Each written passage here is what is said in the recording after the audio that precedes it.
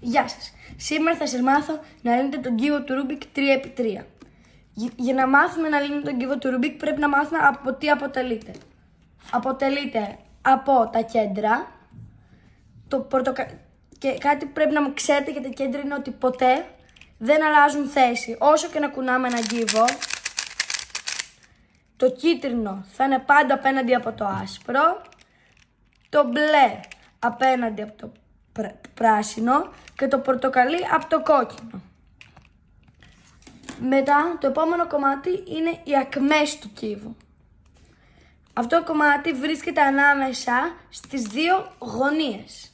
Οι γωνίες είναι το γωνιακό κομμάτι του κύβου που βρίσκεται δίπλα και ανάμεσα σε ακμές.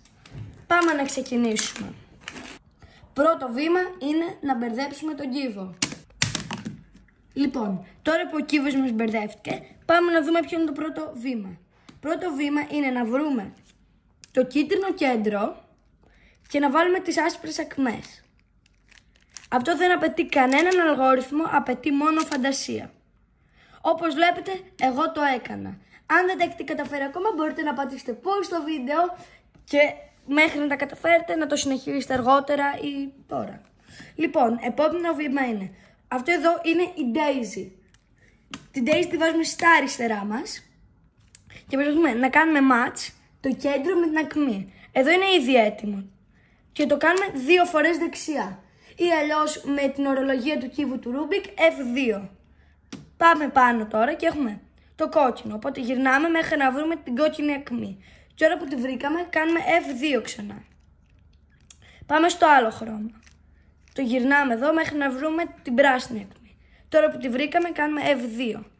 Πάμε ξανά πάνω και αυτό εδώ είναι το πορτοκαλί, αλλά εδώ δεν έχει άσπρο, οπότε συνεχίζουμε μέχρι να το βρούμε. Να το.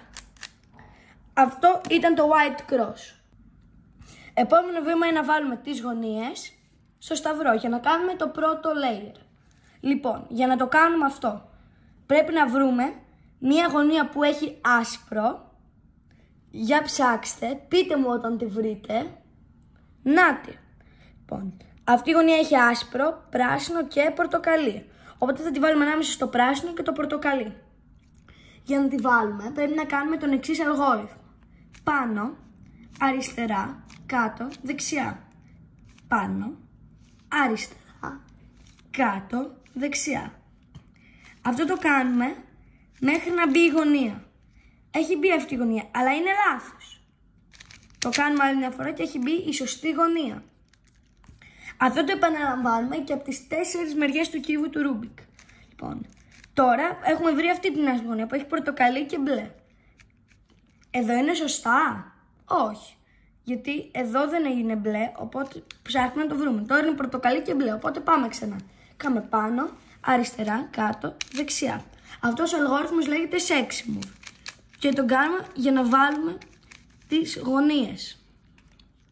Τώρα που βάλαμε το κομμάτι, έχουμε εδώ το μπλε κόκκινο. Το πάμε εδώ και κάνουμε πάνω, αριστερά, κάτω, δεξιά. Μέχρι να μπει η γωνία. Όπως τώρα. Και τώρα είναι το τελευταίο τέτοιο που θα το κάνουμε. Εδώ έχουμε πράσινο και κόκκινο. Κάνουμε πάνω, αριστερά, κάτω, δεξιά. Πάνω, αριστερά, κάτω, δεξιά. Και πάνω και ξανά. Και κάναμε το πρώτο layer. Επόμενο βήμα είναι να φτιάξουμε το δεύτερο layer του κύβου. Όπως έχουμε κάνει εδώ, έχουμε βάλει αυτή την ακμή. Πάμε να δούμε τι πρέπει να κάνουμε. Εδώ είναι ο κύβος μας. Θέλουμε να βρούμε μία ακμή που δεν έχει το χρώμα κίτρινο. Όπως αυτή εδώ που είναι πράσινη και κόκκινη. Τι κάνουμε λοιπόν? Βρίσκουμε αυτό εδώ το χρώμα και το πάμε δεξιά. Το διώχνουμε. Μπορεί να τύχει και αριστερά. Το κάνουμε αντίθετα από αυτό το χρώμα. Εδώ τώρα κάνουμε πάνω, δεξιά, κάτω, αριστερά και πάνω, αριστερά, κάτω, δεξιά.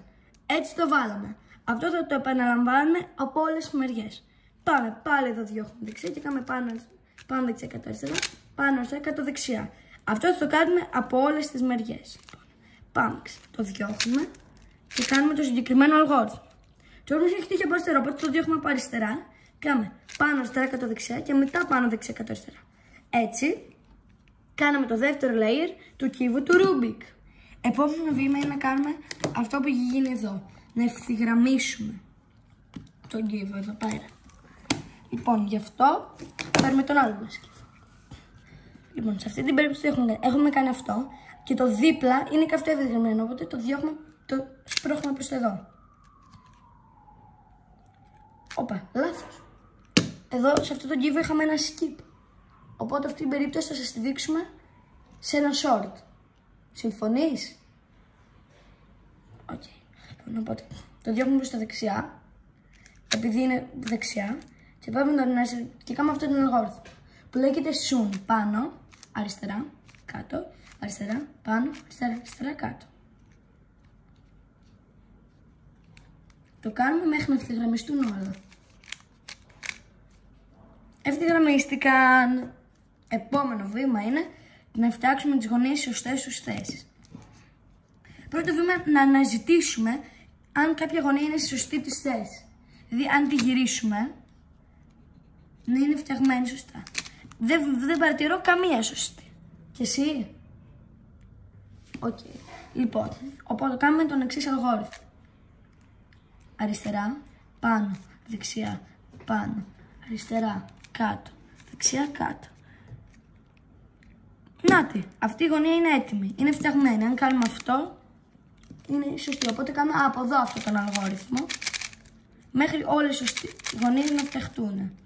Λοιπόν, τώρα που όλες οι γωνίες είναι σωστές, τι κάνουμε? Γυρνάμε ανάποδα τον κύβο μας και κάνουμε τον πρώτο αλγόριθμο που μάθαμε σε αυτό το βίντεο. Λοιπόν, οπότε, κάνουμε πάνω, αριστερά, κάτω, αριστερά, πάνω, αριστερά, κάτω, αριστερά. Μέχρι να μπει μετά, πάμε στα δεξιά, το κάτω layer. Και το κάνουμε από όλες τις μεριές, μέχρι να λυθεί ο κύβος. Αυτό ήταν το βίντεο, εύχομαι να σας άρεσε. Αν σας άρεσε κάντε ένα like, subscribe και ένα comment στο βίντεο. Γεια σας!